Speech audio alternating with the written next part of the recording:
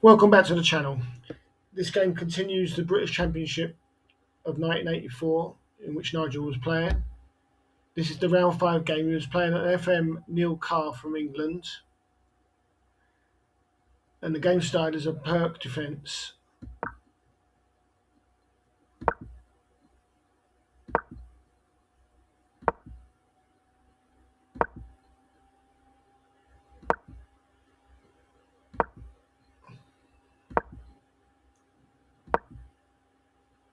This is all the mainline stuff.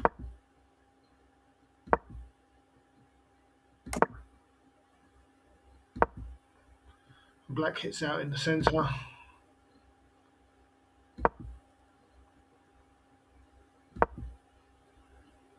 And Nigel prevents B5.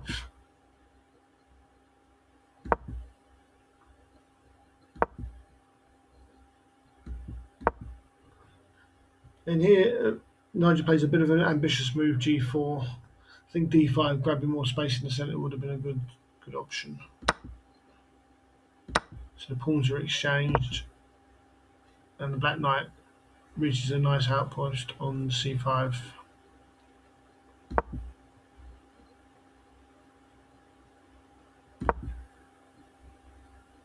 Offering the trade of knights. I think Nigel probably should have accepted it with something like this to put pressure on the weakened double E pawns, but he decided not to. He just played bishop to E3, bringing the bishop back to defend the D4 knight.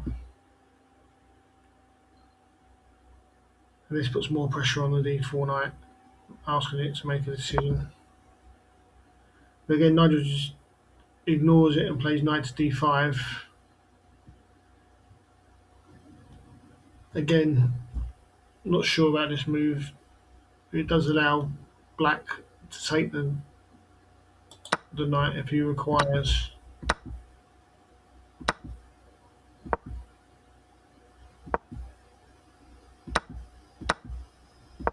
And after this, you would say that Black's got a slight advantage, but again, it's quite simplified, which might be a good option for Black. He didn't play that. He played knight to E5, staking a claim in the centre. And this position is still quite equal. And B3 to stop knight C4. And here Carr retreats the knight. Again, maybe knight takes D4, bishop takes D4, and E6 hitting the knight. Might be a better option. And this looks quite a nice position for Black. He plays knight to C6, offering the trade of knights, which is accepted, and now looks at A2 to obviously get out of the threat from the bishop on G7. And the knight resumes its outpost on C5. But you say the game is still quite equal. Nothing's really started yet. He sits the E pawn. And this move seems quite weakening for Black. I'm not sure why he just didn't play rook to E8, defending the E pawn that way.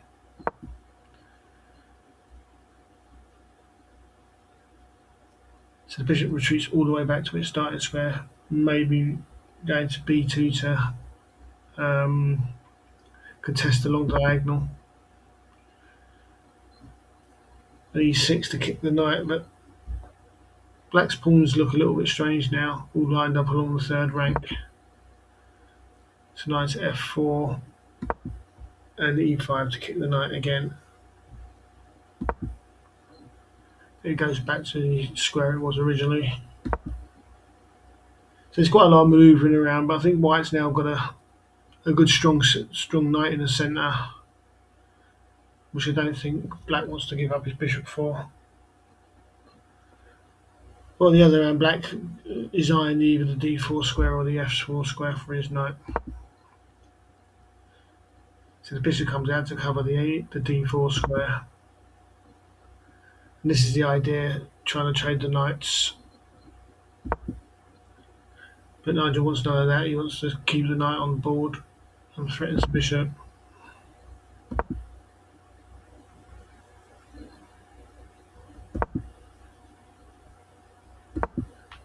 And here's the first pawn break. Quite a nice idea from Nigel. Obviously, if the pawn's taken, which it is, then obviously it can't be retaken because the rook takes b4. But knight to a6 is a nice move. Trading off the knights and bringing the queen into the queenside attack. The a5 pawn will fall.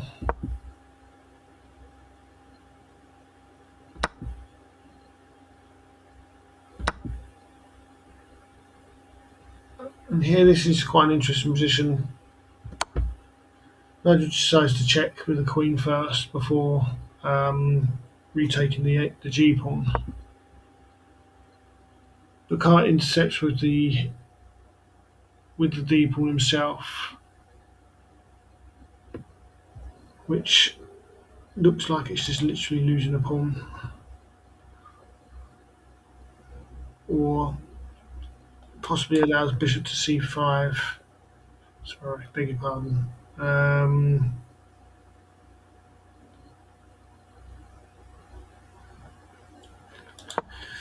Sorry about that. Yeah, it looks like it's just losing a pawn, which Nigel takes.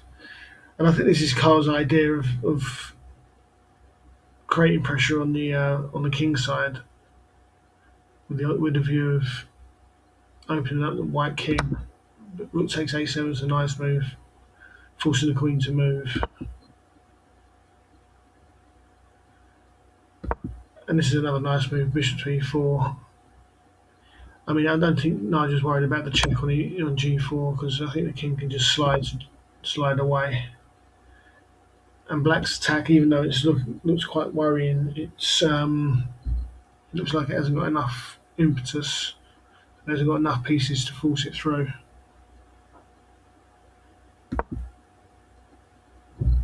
So black continues to harass the queen, which sidesteps. And then another move which I would say is quite dubious. I think Nigel could have played bishop c5 in this position. And after something like this, rook g1 is key. He doesn't want to lose the f pawn. And I think something like this, I think white's doing very well. He's got a lot of pressure on the 7th rank. Rook to g8 is kind of forced. And he's just got a very nice position. And black, as I said before, black's attack, even though the white king looks quite weak, is actually quite secure where it is. But Nigel played rook to g1 straight away, which does allow black a nice tactic of taking the bishop and then recovering the queen. My plan bishop takes d5, pinning the queen to the king. And here again, I think another mistake from Nigel where he opts to defend the queen with the rook, whereas just simply taking the bishop and pushing the past queenside pawns would have been a good idea. And this looks quite good for black and probably winning, for white and probably winning. So there, I'm not sure why he entered in complications with rook to g4.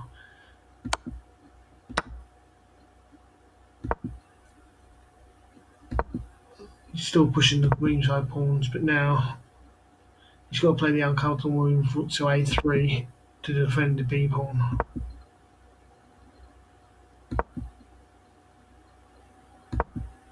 And Black tries to get some counterplay on by attacking the B pawn. Nigel ignores it and just carries on with c6.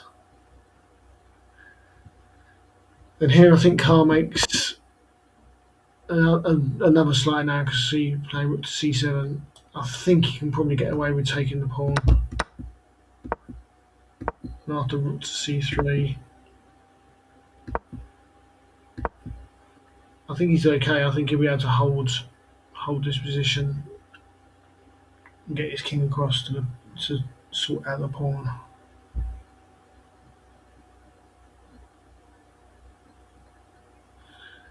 I mean, a possible continuation would be obviously e4. I think's the key move in this position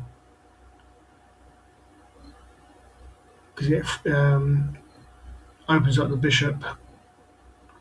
So if obviously rook takes e4, then you can play g5 maybe, and then I think you can hold it fairly enough. But rook to c7 was played. White obviously defends the pawn. The bishop hits the rook, which offers a trade, which is quite nice. Black tries to keep the rooks on the board, but they're obviously traded by white. And rook to a4 is a nice move because, again, if rook takes b3, then rook to a7, and the c pawn's going to become a monster. So now the b pawn can be pushed. And still it can be pushed. Again, not sure why Black didn't play rook takes b5 in this position. c7, he has to give up the bishop. But he seems to have, he's got 3 pawns, or the h3 pawn will drop. But he still seems to have quite a lot of pawns, and it's not clear how white could win this, or it would take a lot of hard work. But he plays king to e6, obviously trying to get the king over to the queen side, and the pawns just continue to roll.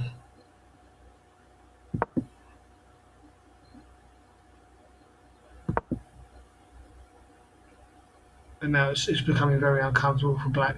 The pawns have just carried on rolling down the board. Here Nigel played king to h2 to obviously try and mop up the h3 pawn. And again, I think it's something like bishop to g5 would have been a good move, threatening bishop d8. So the black rook has to move, and then b7 can be played. And after something like this, I think the game is completely over. So yes, I think bishop g5, forcing the rook to move, and then obviously would have been cleaner. But he plays king to g2, h2, king at c6, trying to get the king back in to sort out the pawns. But white's still winning, it's just a matter of technique.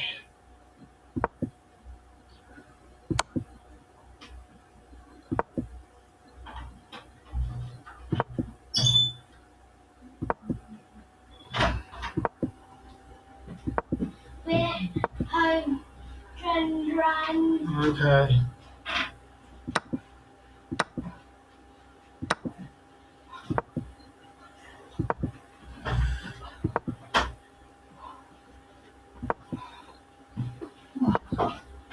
And the bishop's going to come round and mop up the pawns. Rook to a5.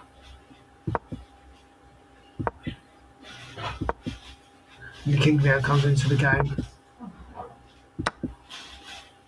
And mops up the e-pawn. And I think Carr's a bit of desperation here, decides that trading the rooks is a good idea, which obviously leads to a completely lost endgame.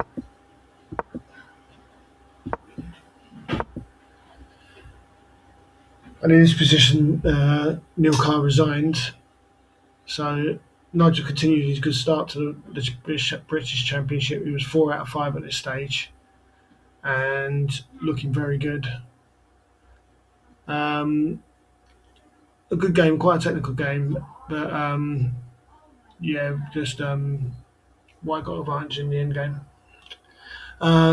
Please like and subscribe if you enjoyed the game. And until next time.